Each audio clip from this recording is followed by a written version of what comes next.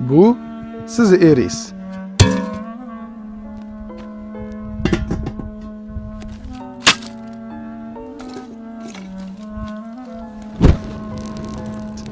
Buni qozonga quyamiz.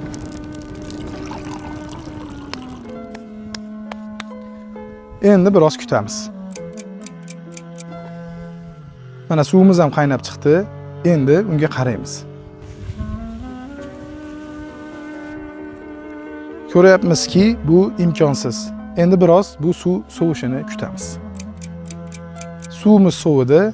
Endi bunga yana qaytadan qaraymiz. Ana endi suvda o'zimizni ko'rdik. Nima demoqchiman? Eringiz jahli chiqib qaynab turganida unda o'zingizni ko'rishga, u uchun kim ekanligingizni bilishga harakat qilmang.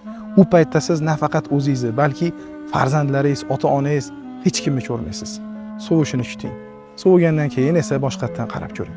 Ana endi siz unda nafaqat o'zingizni, balki unda baxtingizni ham ko'rasiz.